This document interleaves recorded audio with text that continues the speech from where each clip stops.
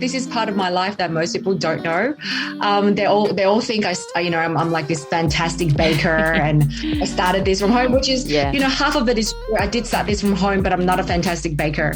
I guess it came from like a sense of my parents were immigrants to Australia. And so I really got the sense of, like it's not weird to move. It's not weird to go and explore the world. And I was always a wild child, right? So I was curious. And I think to be an entrepreneur, to create your own business, you have to be really, really curious. You have to be wondering what's out there and what's new. So I kind of just dabbled in everything that came my way. I was very passionate about culture. I was passionate about doing the right thing. And so prison reform, working with the UN and World Bank, and volunteering across, microfinancing organizations in Bangladesh and working with, anti-human trafficking efforts in South India.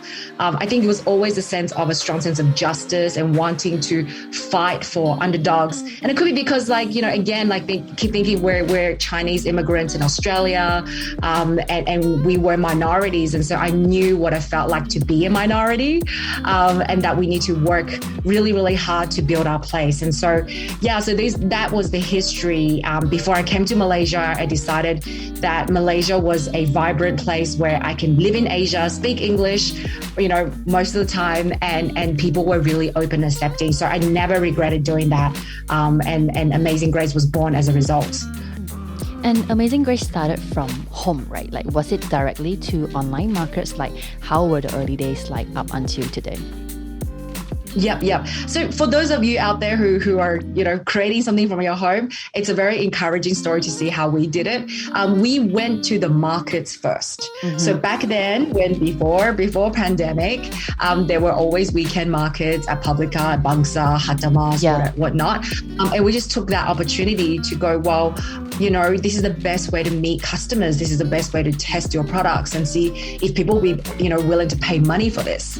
No, your friends aren't going to tell you that your product's crap.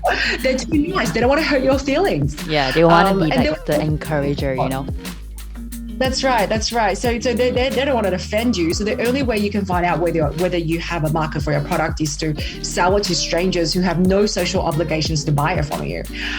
So I think from then on, people are like, well, if we wanted to buy this, where do we go? And so that's when we set up our online store, and we started, selling online. And I was doing our deliveries because I was so curious, who's buying this online? I mean, who would do this? And so it was really great meeting our first few customers who were like, oh, this is how I heard of you. And so that's how we got started. And when was the first big break? The first big break. Oh, okay. I would say definitely one of our first markets in Bangsa Shopping Centre was a very affirmative occasion for us. So, it was our second market or something, and we baked like crazy, and we had about 600 individual packets of granola and nut mixes, and we sold out of everything in 3 days, right?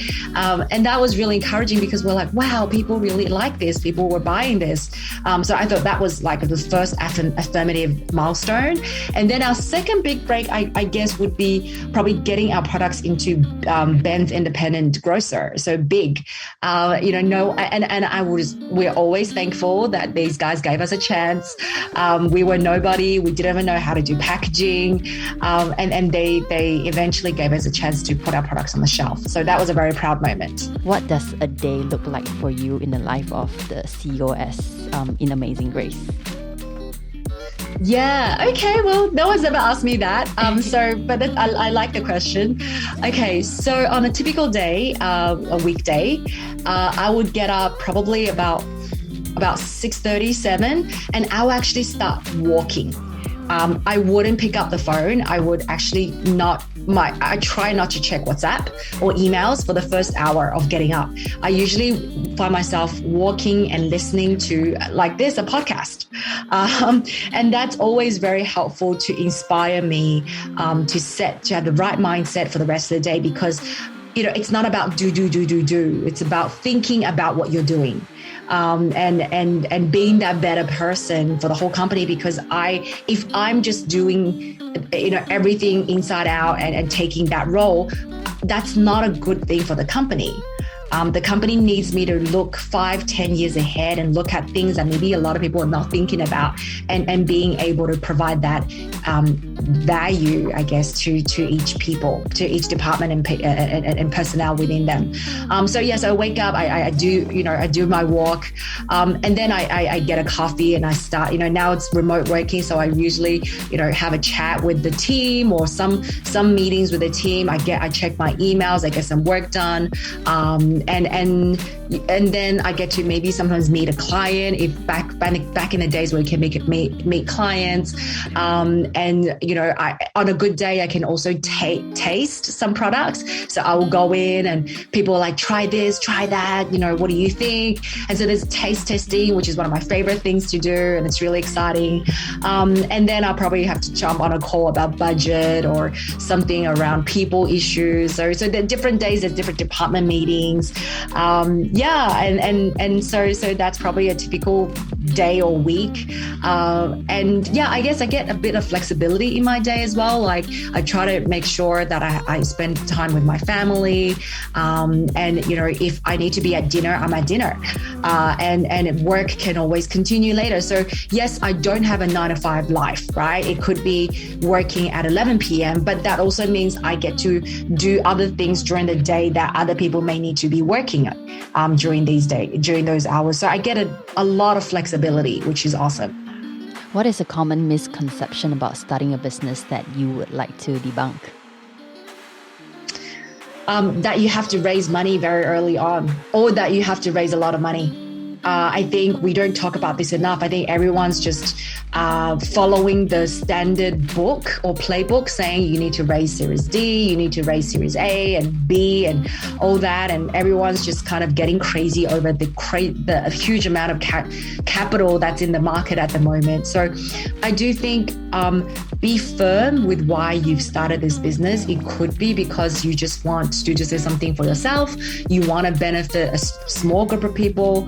And you're very happy having a sustainable business that never makes it to the papers. And that is totally okay and doable. And rather than everyone thinking that they need to become billion-dollar companies.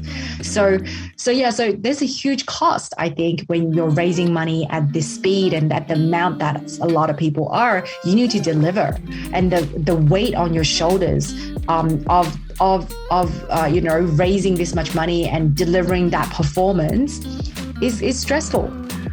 So I think be firm with your values and why you created the company. It's easy to get lost in the venture capital jargon of all these growth and multiples and everything, right? We just lost our way.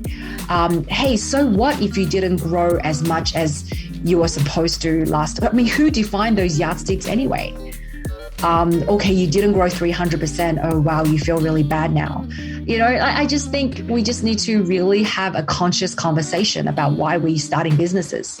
Yeah, I think that's just the downside of social media. Like as much as we love highlighting and celebrating milestones, but sometimes the comparison game really kills you. And like you said, who is measuring the yardstick? Like who are you comparing yourself to? Who are you need to be better than? Yeah, exactly. And you push people over the edge. You burn bridges, right? So yeah.